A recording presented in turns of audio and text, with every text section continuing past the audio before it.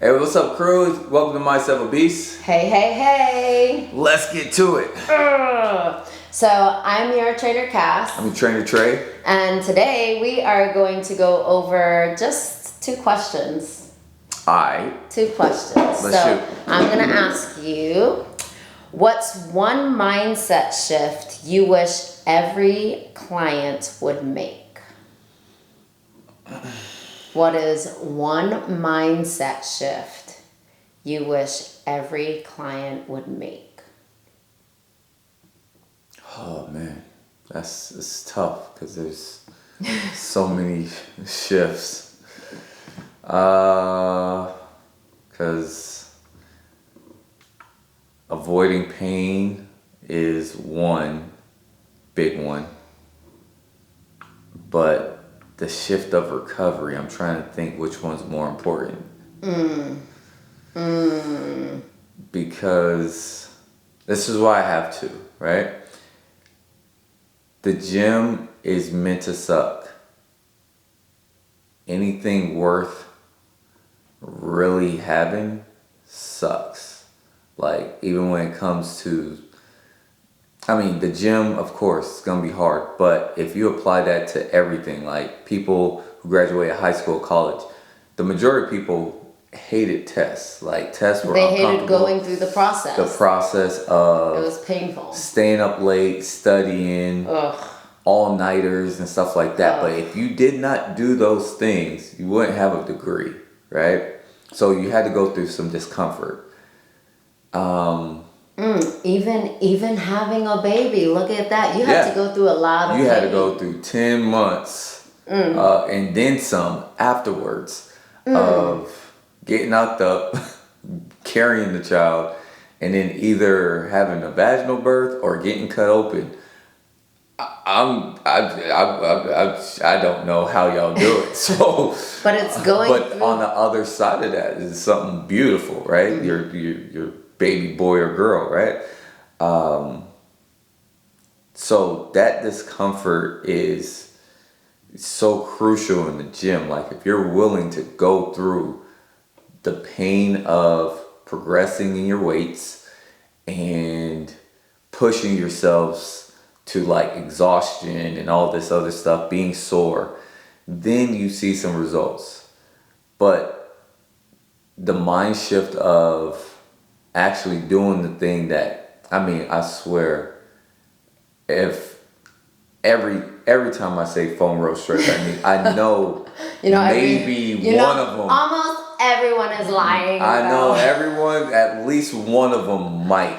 I have to give you props though, okay? Because a lot of people will be like, oh, like when I'm teaching class, I can't work out as hard as Trey. I'm like, I know, because I know you do not spend the amount of time recovering the way that Trey does. Like, you take care of your body so well in the sense of making sure that you hit up the sauna, making sure that you're getting in your water, your electrolytes, you're stretching. Every day there's stretching. Like, this is not I can't miss a day. Yeah. But that's only because I seen the end or the side where I don't.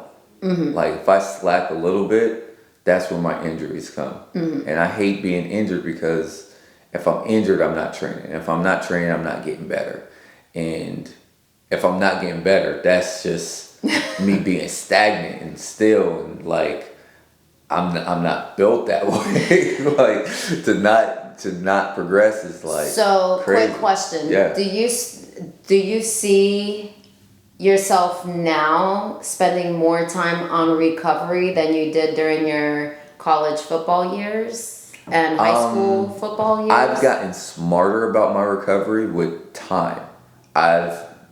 Once I hit high school, I took it really serious, where I was stretching every day. Foam rolling wasn't a thing back then, but my stepmom took me to get deep tissue massages.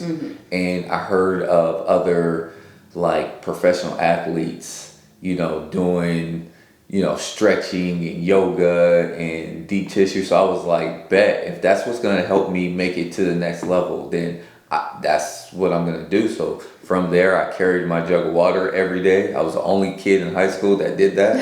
I carried a gallon of water every day from class to class. And it was just, if this is my goal, this is what I need to do to get there.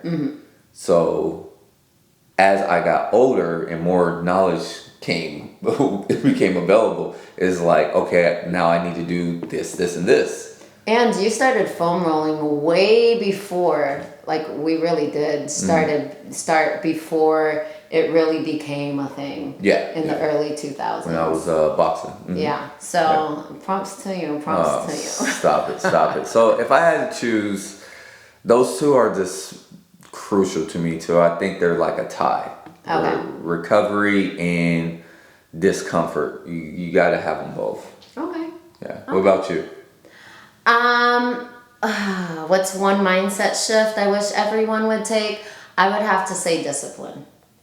Gotta be disciplined. I have talked to way too many clients and members, and even with like my Disrupt program and stuff like that, I have come to realize that women and men lack so much discipline in their lives that it shocks me.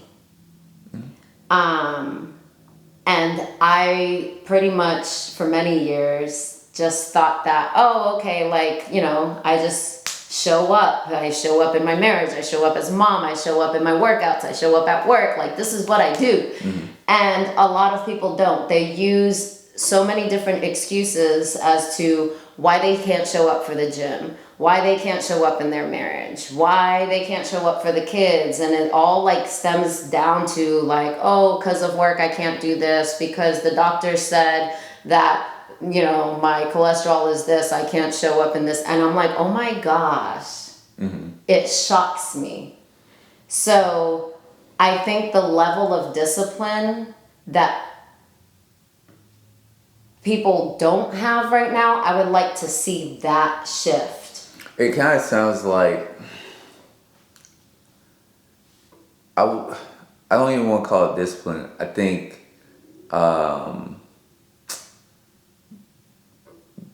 being a victim. It does fall into victimhood, Like, yes. Using excuses, I think you kind of like copping out. Like, woe is me, I'm too busy, I got kids. It's like you want somebody to feel sorry for you. Yeah, you want someone to feel sorry for you. You want people to know that you know, can't. I could see the victim card, but I feel like if the discipline was there, no matter the victim card, you push through. Yeah. I don't know. And it could just be me. Like, if you, like, okay, for example, I had 2 C-sections, and no matter what, I said I was gonna continue showing up for my workout, no matter how it looked. And I was gonna drop the weight, and I started super, super modified. Like, I couldn't do a push-up, I couldn't do anything. Same thing with me getting all my different health diagnoses and becoming ill, right? I still stayed disciplined enough to show up and work out, even if my workout started looking different, or if I had to do 4 times a week versus 5, or drop down to 3 and listen to my body, but then walk on the other days. Like, I feel like my level of discipline, even with us going through year 7, or even this year was kind of crazy in a different way.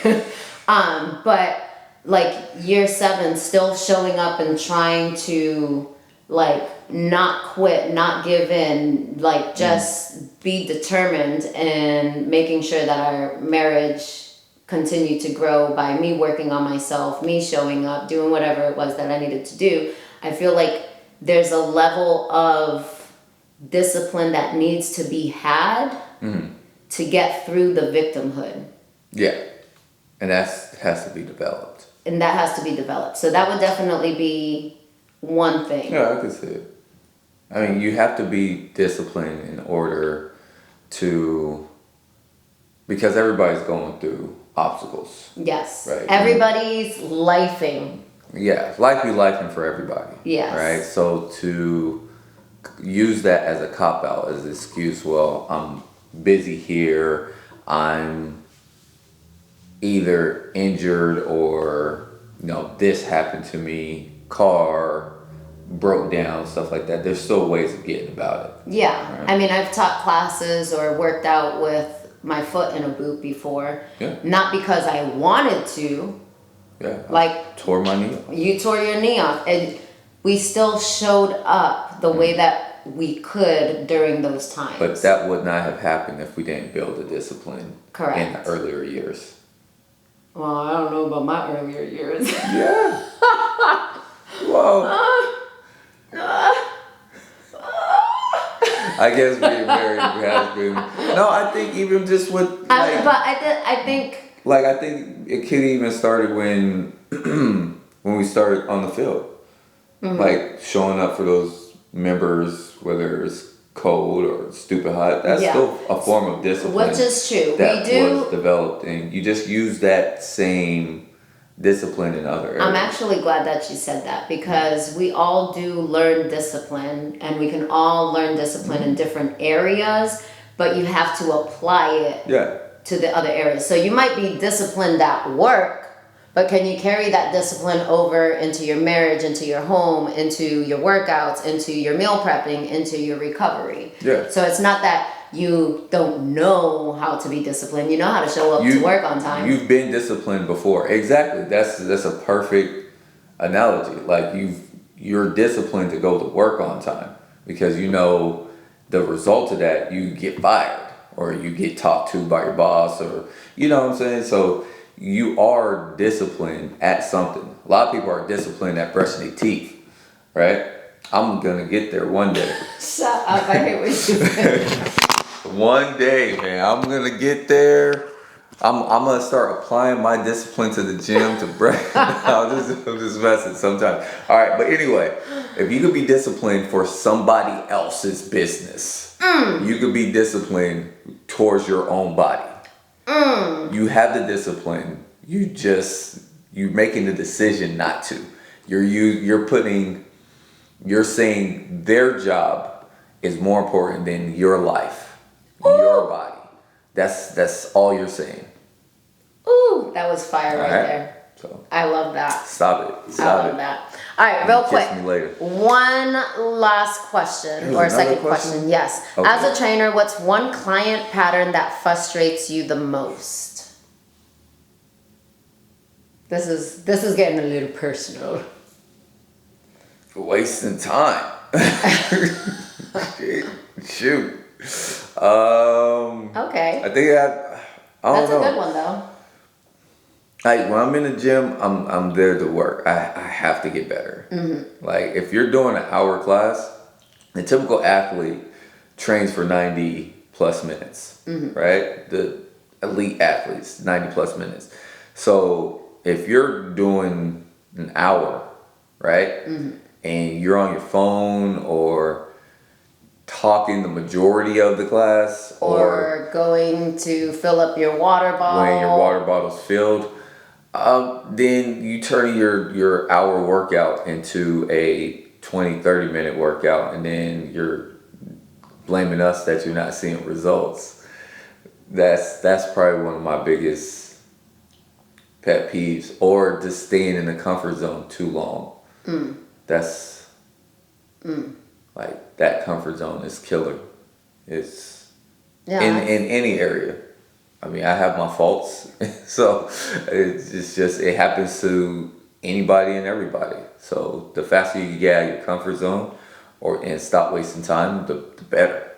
So that's good. Put your phones on Do Not Disturb for that hour. Bring bigger water bottles, and Get to work. Don't be in there playing. Don't. Like they say in class in elementary school, don't be sitting next to the person you're going to talk to and get in trouble. So do the same thing in the gym. Separate yourself. Separate yourself.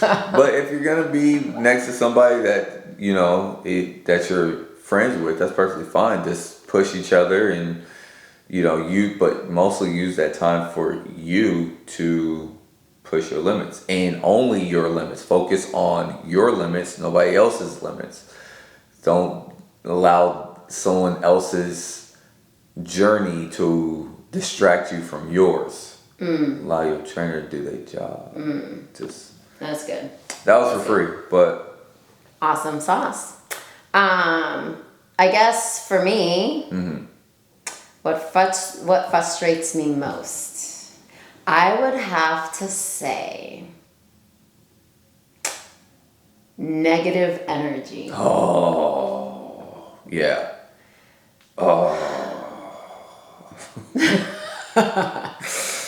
I know Cass does a really good job. Yes, I'm talking about myself in third person. I know Cass does a really good job of holding it together and trying to be that positive energy in a class, but I am not gonna lie. When you come in with your baggage and you give me an attitude, or you come in and you just have this stank about you, it is so, I don't know what other word to describe it, but to me, It stank. or to Cass, yeah, it's like disgusting. It's like, keep that in the car. Keep it away from the gym. We are all going through all going through something. And I think one of the hardest things as a trainer is that we have multiple personalities that we have to handle. And some are like, you can goof off with more than others. Some you have to be super serious with. And then some, we don't know what kind of day they coming in with. But I would have to say the negative energy, because there's nothing like working out next to somebody too that's like, oh, I can't, oh, blah, blah, blah. Or just somebody who's just mean. Or somebody who's just mean, yeah. So we're not saying that you have to like be chipper or all bubbly or anything like that. Because we know things happen. Things happen. I have to literally tell myself, whether it's a good day or a bad day, most likely a bad day, I have to tell myself, find it. I gotta find it from somewhere, because my class needs me. Y'all need me. Y'all don't want me coming in teaching the class with a stank attitude. I don't need you coming in giving us attitude because you had a bad day. You don't have to be super talkative, but you do not need to be disrespectful, and you do not need to be mean to others because you're having a bad day. Leave that in the car. Pray before you come into the gym. Lord, help me. Help me. And use your workout to get some of that. Use that as your therapy. That's what we're here for. Yeah. All right. But other than that, that's it. Yeah, that was cool. That's it. So thanks for joining us for Mindset of a Beast. And if you have questions, let us know. Yes. That you want us to answer. Yes. Toodles.